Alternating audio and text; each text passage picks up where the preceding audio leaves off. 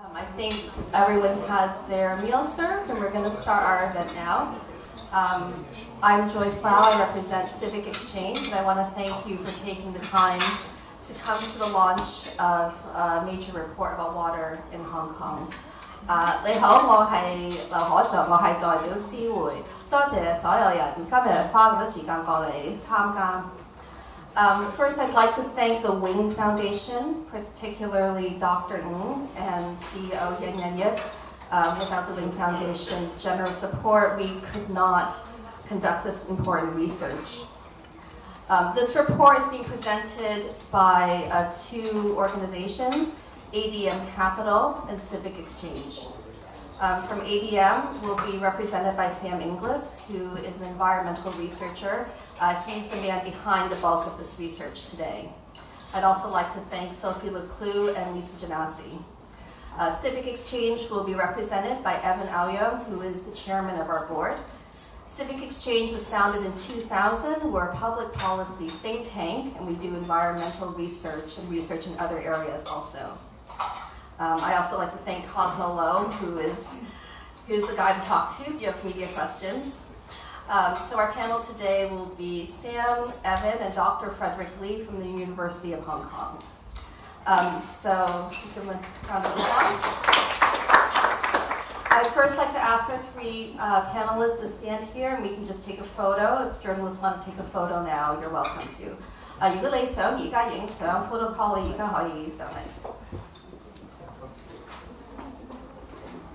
Okay, all good.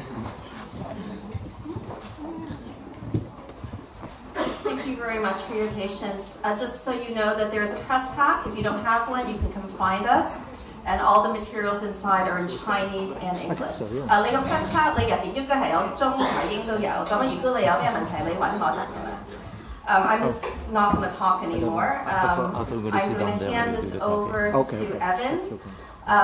He will speak, he'll give a presentation of a report for about 20-30 minutes, and then we will have a question and answer session. You're welcome to ask questions in Chinese or English afterwards, and then we will wrap up a little bit after 2 o'clock. 咁樣Mr. Aoyong 佢會做咗個 presentation 先，咁樣我哋會有Q&A 你中文英文都得，多謝大家。Okay, thank you, Joyce. This presentation is mostly in English, but on some key slides, I've spent some time to also speak in Cantonese to do some highlights. So let's get it going.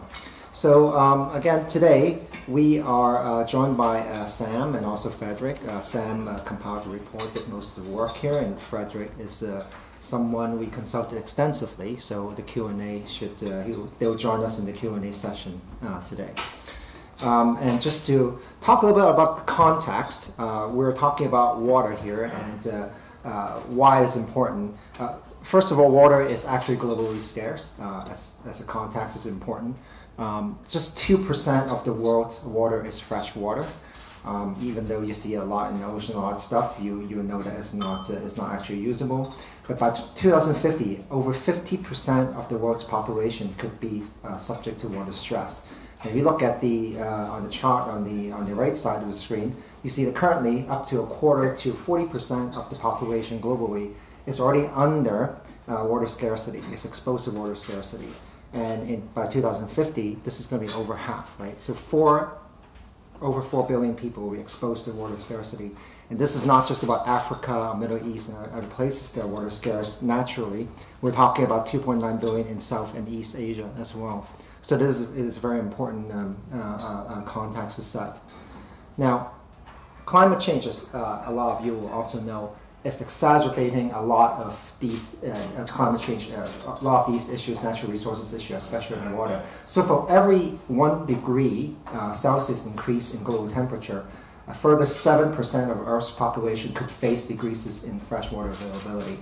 And this is not just pertaining to what we talk about global phenomenon, we're also talking about it in terms of Hong Kong as well. In this chart, you actually see that the annual mean temperature recorded in Hong Kong has actually risen quite substantially. So it's not, Hong Kong is a city. Should it worry about climate change? Well, what we're saying is that it's a city that is also susceptible to climate change effects, and we're actually in a very water scarce location. Now, just to remind everyone, if you search on the web, you find photos about water scarcity in Hong Kong. And in the 60s and 70s, I think some of you are actually from that era. I actually remember when I was young, I wasn't the one actually carrying the water, but I did line up to fetch water when there was water scarcity in Hong Kong.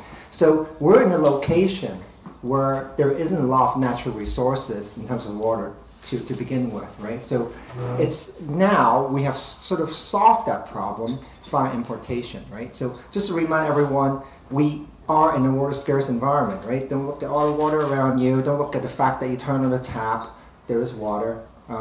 But we're in a water scarce region. We actually have less water per capita than parts of Middle East and Africa. That might be a surprising fact to you.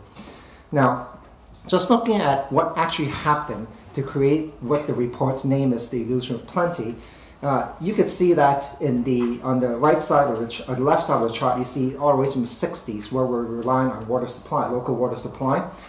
We actually, in the mid-80s, increased our importation of water quite substantially. Until a point we become really reliant today, where local water supply is actually a minority, is a very small percentage of the water that we use every single day.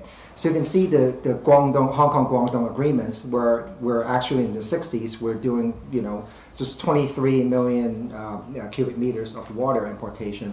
Now we're at probably 800, and our ceiling is 1,100. We'll talk a little bit into pricing and all that, but the important part to remember is that this importation and reliance of water from Dongjiang is creating an illusion of plenty.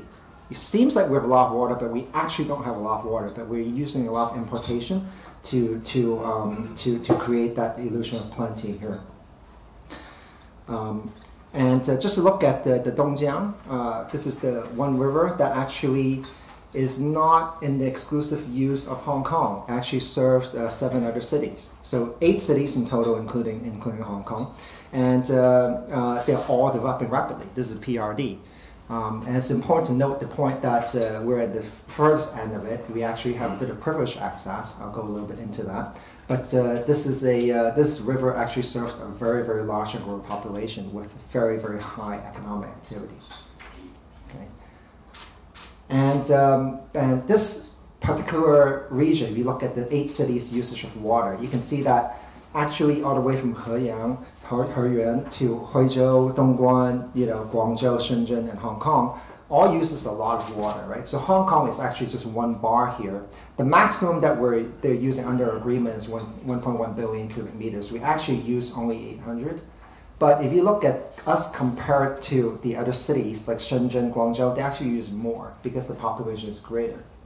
Now, all of this is sustained by one river, right? So naturally, you would be concerned whether or not there's sustainability in terms of water quality, in terms of drought periods, about whether or not this is sustainable for us. And so the agreement that we have obviously allow us to have that allocation, which is a preferred allocation. But ultimately, we're questioning whether or not there's going to be sustainability if we keep on using this agreement, believing that we have plenty of water available. Okay, so if you look at our usage for so water volume received from Dongjiang, which is the bars, and you look at the price that we're paying for water in the past few years, in the red line, you can see that since 2008. With the new package deal lump sum, we've been paying increasing amount of money to purchase that water for security. Now, at the end of the day, it's in the press very recently, obviously, and throughout the last couple of years when we were talking about the Dongshan agreement, that Hong Kong is paying for an agreed allocation regardless of how imported. Is that fair or is that not fair? Now, the one thing to remember, though, is that to actually have this agreement in place, in light of the 7 other cities we're competing water with, it's actually in a privileged position, right? You're paying a lot for water because you need that supply, or at least we perceive we need that supply. There's more to it, right? So it's not just that you secure your supply, and therefore that's the end of the story. How are you using that supply? Are we wasting the supply? And this is the points that we're trying to make here as you go further in your report, is that it's not just the price that we're talking about, right? You're paying to secure the supply. You're paying for it so that you have actually other regions will give you priority for use of water. But at the end of the day, are we responsible in using that water? Let me maybe just a little recap a little bit in Cantonese, starting from this page here. 我哋其實喺水嘅資源方面咧，喺我哋嗰個local， 即係喺香港本土用嘅水咧，係一路去降低嘅。由60、70年代咧，其實制水期間咧，去到80年代開始，我哋用好多東江水咧。其實就令到我哋好似有一個好多水，所以我叫呢個 report 叫水市神樓，就係好似我哋好多水。咁其實我哋就唔係好多水嘅，香港其實係好少水嘅，但係我哋就用好多東江水咧，買好多東江水，令到我哋覺得市民感覺到我哋大把水。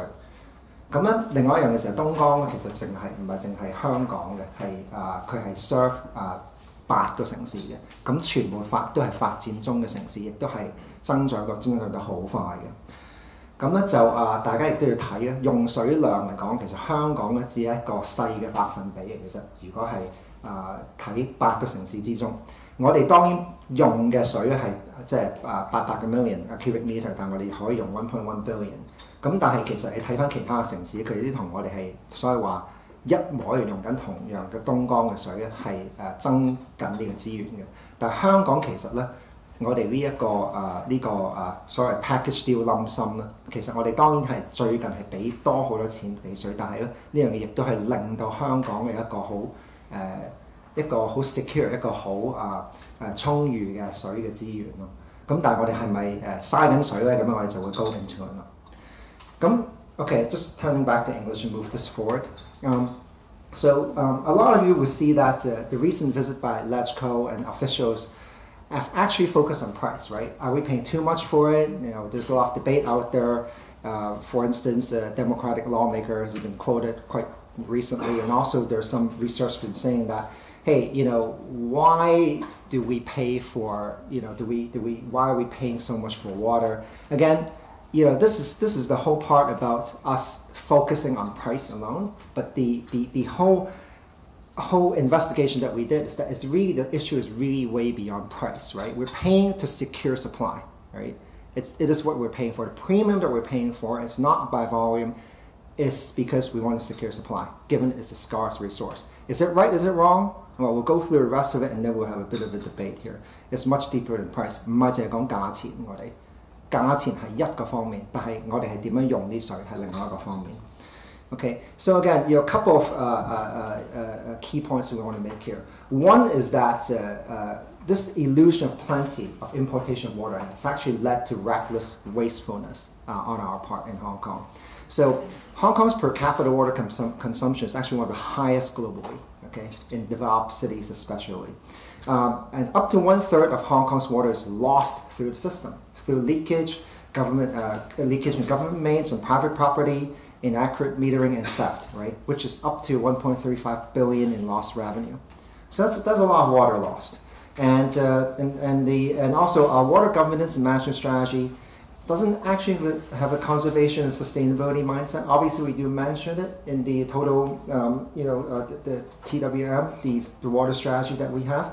But we are not holding ourselves accountable for targets for reduction on a per capita basis of water use. So what has led to is that there's a high cost of water due to wastefulness. So it's not the beginning of the water problem that we have. It doesn't start with the fact that we're paying a lot for it in the first place, right? What it is that we are actually wasting a lot of water. And that's the reason that we're paying a lot for it, because we have to secure supply. So lack of conservation and leakage has led us to wanting more on the supply side, to lock down supply, and therefore we feel that we need to lock down the supply, right? Now, we are questioning whether or not this kind of a policy is sustainable going forward as your neighbors, meaning the other 7 cities in the PRD, are developing, right? And Dongjiang becomes increasingly stressed. Are you then able to sustain this kind of agreement regardless of what you pay for? Okay. Now let me go into this, and I'm going to just repeat a little bit in Cantonese too. 我哋其實市民咧對水嘅資源咧係唔係好認知嘅，即係當然你70年代、60年代出世嘅人或者居住過嘅人咧會覺得係知道香港係缺水嘅。咁但係咧而家大家已經係因為咁多東江水嚟到啦，香港其實嘅人均用水量咧係全球嚟講咧係佔咗好高嘅比重嘅，係一個比較高嘅。咁第二咧就係咧有近1/3嘅人咧。1/3嘅淡水咧，嘅淡水咧，嘅 fresh water 咧，就係因為政府或者私人嘅水管泄漏咧，就令到有好多嘅流失嘅。咁呢個令到香港政府咧損失大約13.5億嘅港元嘅收入嘅。嚇，呢個係好昂貴嘅一個支出嚟嘅。咁水嘅管治咧同埋管理嘅策略咧，缺乏一個保育同埋可持續發展嘅心態啦。咁咧令到我哋政府亦都冇一個具體嘅保育嘅指標去令到我哋對於水嘅資源有一個好負上一個比較一個好嘅責任嘅。咁其實我哋香港係需要用一個昂貴價錢咧購買東江水咧，因為我哋香港其實選擇咗去浪費啲水咯。咁我可以再 repeat 呢一個就係話我哋其實香港係用咗昂貴價錢購買東江水，因為我哋選擇咗。係，我哋選擇咗政策上面選擇咗去浪費。Okay, now back to the details of this. Now, our per capita water consumption is actually one of the highest globally, and what it actually equates to is that we're using 224 liters of water per day versus the global average of 110 liters. This includes both fresh water and sea waters. If you equate that on sort of a per day basis, 1.25 billion cubic meters, you're using 860 full bathtubs of water per day, per person. So it's quite a lot. I asked Sam, is this right? He's like, yeah, that's right. So it's pretty shocking, right? 860個浴缸我哋用緊嘅水每個人。Okay, much higher than global average. And secondly, Hong Kong's water use, if you break down the usage, or you track this through the report, it's actually about 1/3 domestic use, household use, 1/3 non-domestic, meaning commercial, industrial, etc., and 1/3 lost completely. So we waste 1/3 of our water through the system. Okay, 即係1/3係香港，即係我自己 household 用，1/3係commercial 用，1/3係唔見咗，係 leakage 各方面唔見咗。咁 so at the end of the day, what you look at is that there's a lot of irresponsibility here. We're being irresponsible in terms of how we use water. Not only do we not conserve, we let 1/3 of it to go through our system being lost, okay, through our pipes, inaccurate metering, theft, etc., right? And this, if we compare us in terms of Hong Kong versus the rest of the world and developed cities, this sort of percentage is actually very, very high. We're quite irresponsible in what we're doing. And in terms of water policy, it's rather surprising that we're doing this. Now, just to put this in a different context, same kind of chart but we just put horizontally. The water loss from the whole network as a usage, we view it as a usage. There's domestic in the middle and services on the right side as well. Just that loss, that 1/3 loss alone, would equate to the entire catchment of Hong Kong's water caught locally. So you build all the reservoirs, all the supply that we actually catch from Hong Kong locally, it'll be entirely lost in our pipes. So you can look at your reservoirs, you look at all that stuff that you have where it is when you do your hiking in Sai Kung, you look at it, you stare at that water, all that water is lost through the Hong Kong pipes systems, okay, lost completely. So it's very important. The rest of it you buy from Dongjiang and you then use it however we use it, right? So that's a very important point here.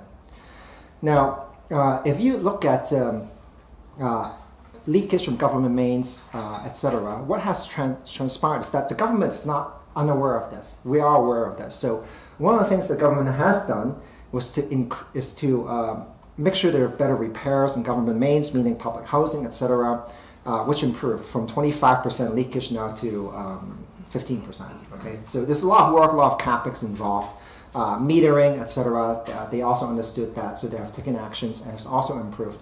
But private housing, right? In terms of private housing, pipes, etc., there's a lot of water that's being lost in that system, and that is still unaddressed. So if you look at 2010 to 2015, what's transpired is that, fine, the losses from government network has reduced a bit. But if you look at the private properties, there's still no enforcement, no real attention on it, and water, significant amounts of water is still being lost through the system as of today. Okay, and if you look at total water management strategy that we have, it is actually inadequate in both conservation and long-term planning. You look at the supply side, just read it out to you. So it does say, this is from the Water Services Department. So what it says is that the policy is to strengthen protection of water resources, to actively consider reclamation, to consider to develop option of seawater desalination. So on that particular side, you're still looking at it is that, well, there's no real impetus or real commitment towards expanding water sources, right? New water sources. It's basically pretty much we're saying we're protecting water sources, which means protecting whatever we have, which is a continuation of past policy. To consider water reclamation, which we haven't moved forward on that part. And seawater desal, we're actually not moving forward that significantly on that. On water demand management, assess we are enhancing public education and water conservation to promote use of water saving devices. So there's a lot of conservation language on there. The enhanced leakage control, which we have done some on the government, and the extended use of seawater for flushing, which we have done. But there's no per capita water consumption reduction targets, right? Which is sort of focused on the citizens. So in terms of how we've shaped behavior, we have a lot of sort of what we talk about on words on paper, but what we actually do is not a lot. And that's sort of the way we see the policy is that we need to have some sort of per capita water consumption reduction targets similar to every developed city that is in a water scarce situation, right? Or in general. So if you look at sort of us versus Singapore, Hong Kong versus Singapore, sort of what you call policy direction, you can see that imported water, seawater, local catchment desalination, you can see sort of 2012, 2020, it's pretty much the same policy, right? So there's no expansion of any of these kinds of supply or sort of, more policy towards self-sufficiency. Now, if we look at Singapore, for instance, Singapore is a city-state that faces almost exactly the same type of water scarcity as a city-state, and it's water scarce as well. If you look at sort of where they are, they're also relying on importation. But this is obviously also a point in time kind of slot in 2012 because they reduced the importation percentage. But what they are is that their vision is that they want to be completely self-reliant on water. And it can be done. So reclaimed water percentage actually increased a lot. Desalination is a big investment that they're going toward it. And they're actually even, in terms of percentage, obviously local catchment is going down, but they're actually expanding the sources as well. So on the supply side, it's actually important that to contrast, given the similar kind of city, similar kind of resource constraint, Singapore is able to move toward that kind of a position. And just to illustrate very clearly the impact, in terms of conservation, the blue bars are what Hong Kong, on per capita basis, how much water we use on a per day basis. And the brown bars are Singapore. And you can see that we're diverging. Now, in the TWM strategy, the Total Water Management Strategy, that was launched in 2008, it has said that conservation is a very important component, but it has literally made no impact. In fact, we have risen on a per capita basis.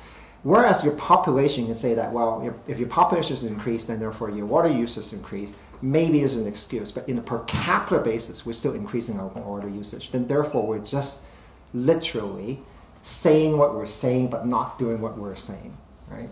And given the same situation, how is it Singapore able to reduce per capita consumption, right? It takes some commitment to do education and have some good policies out there to ensure that we're reducing per capita usage. And once you're reducing per capita usage, you're reducing your wastage and through water leakages, then we can talk about pricing, right? Now, also, we'd like to refer to tariff, which is a sensitive topic, tariff to the citizen. If you look at Hong Kong, everybody would not necessarily think water is cheap and all that, but if you compare it objectively across the global cities, Hong Kong actually has a tariff system that is much lower. Our tariff overall is a lot lower than other global cities. And if you look at our tiers of tariffs, you can see that there are 4 tiers. First tier is free, so everybody has an allotment. Second tier is 4.16. Second tier is 6.45. The last tier is 9.05. Now, it's important to talk about the structure, right? This is a typical structured water tariff all over the world to actually encourage conservation. So if you use more water, you should pay for more water per liter, right? That makes sense, yeah? But in terms of how this was done, it was actually done in 1996, right? So 4.16 in the second tier is actually the cost recovery price for water at the time. And now it's 2017, so it's 21 years later, and water is still at this level. Now, at the highest tier, 9.05, you're still not at cost recovery level, okay? So we are literally subsidizing, whereas we're talking about the 4th tier being a punitive tier in terms of a water waster. Let's talk about water waster. People like to take, baths all day, have to run the tap water, just don't care about leakages. You talk about really penalizing that person. You're now saying that you're not even recovering cost at the most punitive level, okay? We're not advocating, we're raising water tariff across the board for everyone, right? Even the people who are in need, people who are poor. We are saying, however, this tariff system in terms of structure doesn't work because it's not encouraging any conservation, because it's not even a cost recovery, right? So it's important to make that note, okay? So maybe before I go to some of the last 2 slides I have, I'll roll back and talk a little bit in terms of the Cantonese, if that's helpful. Very quickly. 第一咧就係咧想講翻就係話咧，我哋嗰個用水量咧，其實咧喺全球之中咧係好多。我哋用咗224個每公升用224每日，但係全球咧平均咧大約110嘅啫。咁如果講翻我哋水嘅用嘅地方咧，其實1/3咧係家居嘅，1/3咧係非家居啦，用水啦，即係講緊commercial 嗰啲咯。但係咧亦都有1/3係完全係泄漏咗出嚟嘅。咁呢個係我哋覺得一個嚴重嘅問題啦。咁另外咧我哋如果淨係講流失嘅水量咧，係基本上咧係等於我哋本地集水區所有儲到嘅水。即係等於我哋全部喺我哋嘅水塘各方面嘅水儲到嘅水咧，係完全咧喺我哋嗰個供水系統嗰度係流失晒嘅。咁另外就話我哋當然我哋見到香港政府亦都有做好多嘢關於係呢個漏水嘅問題啦。咁喺啲公共屋邨各方面咧，其實都有一啲措施咧，係會檢討同埋咧跟進呢啲問題。咁亦都有一啲好嘅進展嘅。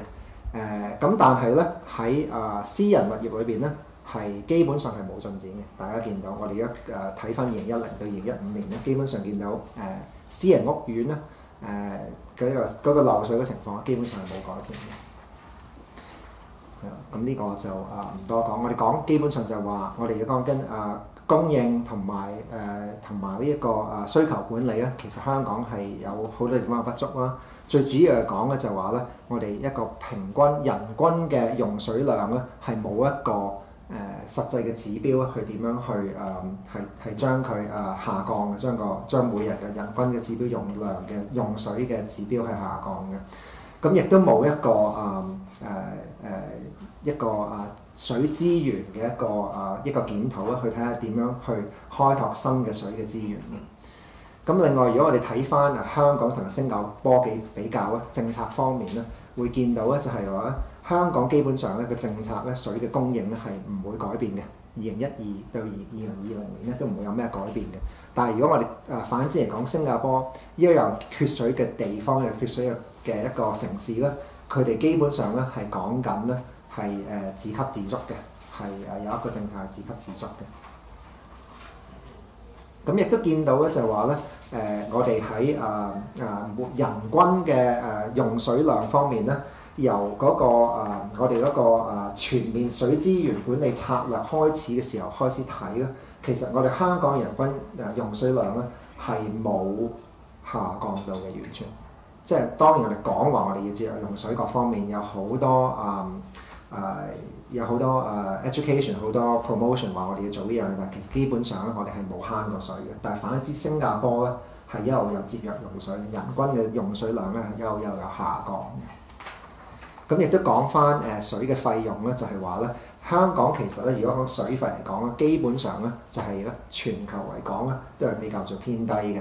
咁亦都我哋講翻嗰個水費嘅機制咧係鼓勵唔到水資源嘅保育嘅。我哋1996年開始做一個水費嘅機制嘅時候咧，係喺第二等嘅 Tier 2嗰度咧，4個1毫6咧，基本上咧就係所謂講一個嘅成本回收嘅一個價格嚟嘅 cost recovery。咁而家已經2016年咧，咁基本上我哋嘅水嘅成本咧已經係高咗4倍嘅。咁但係我哋最貴嗰個第4個 tier 咧，都係完全不能夠咧係做到一個令到大家可以對水資源有任何保育嘅一個效果嘅。Okay, just the last 2 slides here. So this is all in the report and some of the actions that we want to consider in addressing water policy issues. One is really talk about rethinking governance and water governance, especially establishing long-term water policy. So we need to be holistic in looking at this thing. Whereas we're talking just about reverse supply focus, we have supply of security, paying a lot for water. We need to have much more of a sustainable policy going forward, looking at the holistic chain of how do we actually govern water. And within that, we need to have actually a source to tap sort of a policy, meaning that it's not just focused on supply. We have to ensure that whatever we supply actually goes through the pipes and go into the end user, not a third being lost, right? And that transparency, we have to hold ourselves, government especially needs to hold itself accountable for not having so much water being lost, right? Then you're wasting a lot of resources. Second is improving departmental performance, meaning WSD, set itself targets, etc. Effective supply side management to minimize water loss. We talked about that, and efficient demand side management that identifies good solutions for overconsumption. Set yourself targets per capita, and also we should also look at tariff structure reform to ensure that we have conservation for people who waste water and for high usage individuals or organizations. Now, just to keep the following in mind, this is the last content slide I have. It's a lot we're saying in the report. It's within this very thick report that you have. The recommendations are inside here, but at least we're saying the following, right? There's some very simple things we could do, right? If anything, at least fix the basics, right? Stop the leakage, illegal extraction, etc. Meaning, again, a source to tap strategy. Similar to Singapore and UK, very important, very responsible thing. It's not just supply side policy. We have to really look at just how it's being supplied, how it's reaching the end user. There needs to be some sort of commitment to resolve property leakages, particularly private property leakages and illegal extractions. At least create the transparency what we're leaking through the system. And the other part that we're saying that we should at least do is refocus the water policy from just being supply focused to conservation focused, right? So a thoughtful tariff structure, similar to those in overseas, ought to encourage conservation. That's what we want to see. And we also should invest in water intelligence, transparency, and accountability to ensure the public is aware of what we're doing. And the Hong Kong government should basically set alongside with similar to other city governments all over the world, a per capita water usage target, right? So therefore there should be a reduction target, okay? And we do want you to take away today with one thought, right? Which is that Hong Kong is paying a high price for water because we choose to waste it. We have chosen to waste. So the first step is to stop this wastage. Okay, that's very important. So I just repeat in Cantonese. 我哋覺得有幾個方法咧係可以解決我哋水嘅政策嘅問題，唔係淨在於我哋講緊價錢呢個問題咯。我哋覺得咧，佢基本上係重新審視咧水嘅管治咧，同埋建立一個長遠水資源嘅政策嘅。咁就係講一樣嘢就話唔係講單淨係睇個嗰個供應方面，係講嘅連接點。但係我哋要將水嘅源頭至水龍至到水龍頭，即係由我哋供水系統去到每一個家庭或者每一個機構有個安全穩定嘅水供應，唔好有1/3嘅水係流失咗喺我哋呢個供水系統裏邊。咁另外咧就係話，我哋亦都想咧政府制定一個清晰同埋準確嘅目標咧，去令到我哋嗰個水嘅資源咧可以得以好好嘅運用嘅。咁另外就係講緊有效嘅供應嘅管理啦。我哋希望咧減低公共領域同私人機構水資源嘅損失同埋擴張啦，同埋開闢其他嘅水源啦。第四就係有效嘅需求管理咯。希望可以揾到新嘅方法制止過度嘅消耗啦，可以有一個訂立一個目標啦。人均嘅用水量應該可以下降啦，同埋我哋要訂立一個指標去令到嗰個人均嘅用水量係下降嘅。另外水費嘅機制嘅改革咧，我哋覺得都係有需要嘅，因為呢個亦都係1996年訂立落嚟，一路都冇改變嘅一個機制啦。咁我哋覺得咧我哋如果要有一個機制咧，係珍惜我水嘅資源嘅話咧，係唔可以一啲好嘥水嘅人啊，或者好嘥水嘅機構咧，係繼續咧係一個咁便宜嘅方法咧，一路係拿取啲咁珍貴嘅資源嘅。咁最後一頁啦，我哋都講話，其實我哋當然喺嗰個報告裏面咧會好詳細咁講我哋頭先嗰5點啦。但係咧我哋覺得咧喺今天嚟講，我哋覺得有啲好簡單嘅嘢，亦都好想政府或者大家去考慮嘅就係話，解決最根本嘅問題，要遏止一個食水嘅泄漏啦，同埋非法取水各方面嘅。咁建立一個好似新加坡同埋英國咧源頭到水龍頭嘅政策啦，基本上就係一個即係唔好漏水嘅政策啦，同埋堅持咧要解決私人物業食水泄漏同非法取水嘅。咁咧，我哋嘅水資源政策方面咧，我哋就唔應該咧淨係聚焦喺食水供應嘅方面嘅，我哋應該關注埋食水嘅保育嘅。譬如採用類似海外城市嘅水費制度啦，鼓勵食水嘅保育，即係唔好揾啲嘥水嘅人繼續嘥水啦。咁就投資係智慧用水啦，資訊要透明啦，有個問責嘅機制同埋多啲公眾教育嘅。咁亦都係香港政府應該訂立一啲清晰嘅目標，減低人均嘅用水量。